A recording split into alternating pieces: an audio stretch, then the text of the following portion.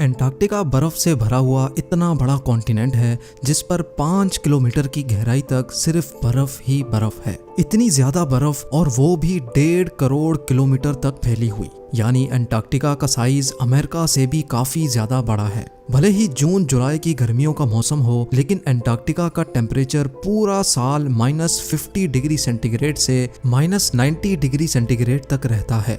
इस शदीद तरीन ठंड की वजह से ही यहाँ जिंदगी की उम्मीद बहुत ही कम है। लेकिन उसके बावजूद भी पूरे एंटार्क्टिका में 400 से भी ज्यादा लेक्स डिस्कवर हो चुकी हैं, जो बर्फ की लेयर के नीचे छुपी हुई हैं।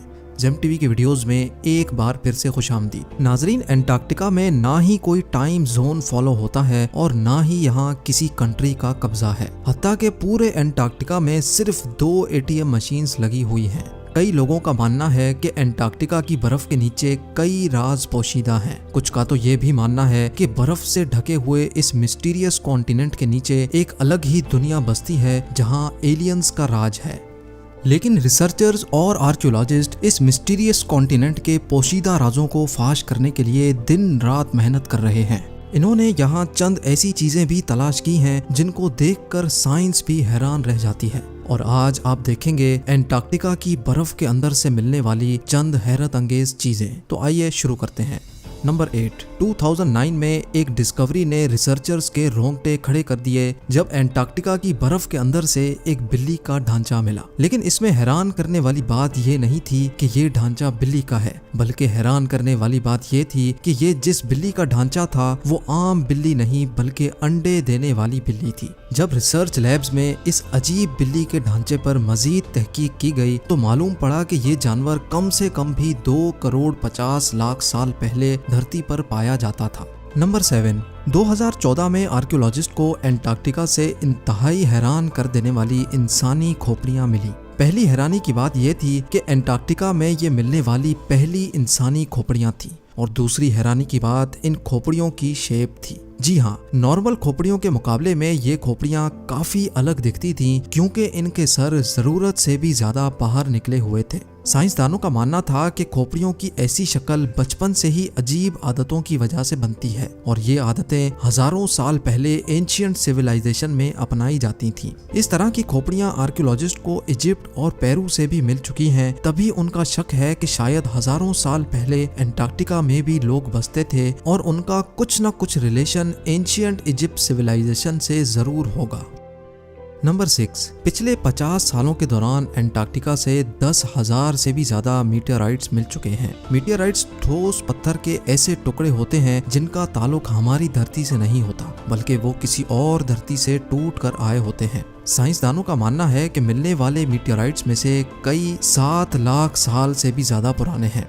वैसे तो ये पता लगाना बहुत ही मुश्किल है कि इन मीटियोराइट्स का ताल्लुक किन सितारों या प्लेनेट से है, लेकिन 2002 में एंटार्क्टिका पर गिरने वाला एक छोटा मीटियोराइट 2015 में डिस्कवर किया गया था, और साइंस का मानना है कि ये कहीं और से नहीं बल्कि मार्स से टूट कर आया है, क्योंकि इस मीटियोराइट के अंदर ऐसे बैक्टीरिया थे जो मार्स पर पाए जाते हैं।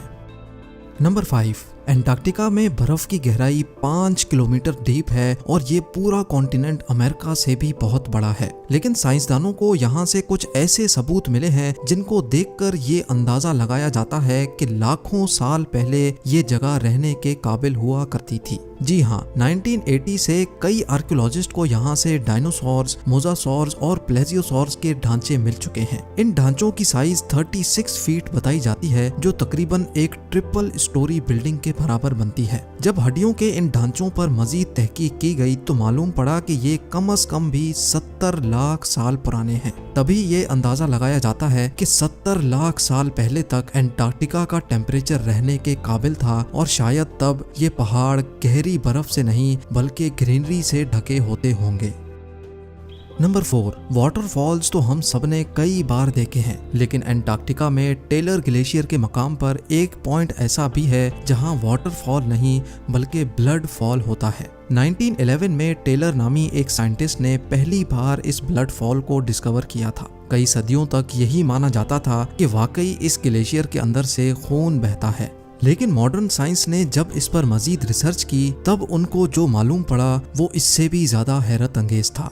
जी हाँ, मालूम पड़ा कि इस ग्लेशियर के नीचे एक बहुत बड़ा पानी का डैम है, लेकिन इसमें मौजूद पानी की खास बात यह है कि इसमें सी वाटर से भी 3 टाइम्स ज्यादा सॉल्ट है, जिसकी वजह से ये फ्रीज नहीं होता। साथ साथ इस पानी में पहाड़ों से निकलने वाला आयरन भी मौजूद है। किसी एक पॉइंट से जब ये पानी ग्लेशियर से बाहर निकलने की करता है तो हवा में मौजूद ऑक्सीजन पानी के आयरन से मिक्स होकर आयरन ऑक्साइड बन जाता है और उसका कलर रेड हो जाता है, और इसी वजह से हमें ये पानी रेड कलर का दिखता है। नंबर 3, ब्लड फॉल ग्लेशियर के नीचे मौजूद पानी में साइंसदानों को एक और हैरान करने वाली चीज भी मिली। पानी में टोटल 17 टाइप्स के बैक्टीरिया भी पाए गए, जिनको जिंदा रहने के लिए ऑक्सीजन और सनलाइट की भी जरूरत नहीं होती। एक्सपर्ट्स का मानना है कि ये बैक्टीरिया की ऐसी किस्म है जो ऐसे प्लैनेट्स पर पाई जाती है जहाँ पर ऑक्सीजन और सनलाइट का नामो निशान तक नहीं होता। लेकिन ये बैक्टीरिया हमारी धरती पर कैसे आए, ये राज अभी भी पोशीदा है। नंबर 2, हालांकि पूरा एंटार्क्टिका बर्फ से भरा हुआ कॉन्टिनेंट है, ये देखकर सबको यही लगेगा कि यहाँ पानी की कमी होना मुमकिन नहीं है। लेकिन आपको ये जानकर हैरत होगी कि हमारी धरती पर अगर कोई सबसे ज्यादा खुश्क यानी ड्राई जगह है तो वो भी एंटार्क्टिका में ही मौजूद है। ये ड्राई वैली एंटार्क्टिका में ही डिस्कवर की गई थी, जहाँ पर पिछले 20 लाख सालों से एक मर्तबा भी बारिश नहीं पड़ी, क्योंकि इस ड्राई वैली में तेज तरीन हवाओं का राज है, जिनकी स्पीड 320 किलोमीटर पर आवर तक जाती है। इसी वजह से साइंसदानों का मानना है कि तेज हवाओं की वजह से यहाँ मौजूद पानी का कतरा कतरा एवोपरेट हो चुका है। आपको ये भी बताते चलें कि अर्थ के तमाम एटमॉस्फेयर्स में से इस ड्राई वैली का एटमॉस्फेयर लाखों किलोमीटर दूर मार्स से काफी मिलता जुलता है। इसी वजह से नासा ने अपना वाइकिंग रोबोट मार्स पर भेजने से पहले एंटार्क्टिका की ड्राई वैली में टेस्ट किया था। और अब नंबर 1, आर्कियोलॉजिस्ट की एक टीम को एंटार्क्टिका की बर्फ के अंदर 1100 फीट की गहराई से एक इंतहाई खौफनाक मखलूक का ढांचा मिला। ये पता लगाने के लिए कि ये ढांचा कौन से जानवर का है, कई एक्सपेरिमेंट्स किए गए, लेकिन हैरत अंगेज तौर पे इसका स्ट्रक्चर किसी भी जानवर से मैच ना हो सका। इस खौफनाक ढांचे की लंबाई 8 फीट बताई जाती है, जिसकी हड्डियां बॉडी से निकली हुई हैं। कई सालों की मेहनत के बाद भी आज तक ये पता नहीं लगाया जा सका कि ये जानवर कौन सा था और आखिर इस धरती पे आया कहां से था। उम्मीद है जेम टीवी की ये वीडियो भी आप भरपूर लाइक और शेयर करेंगे। आप लोगों के प्यार भरे कमेंट्स का बेहद शुक्रिया। मिलते हैं अगली शानदार वीडियो में।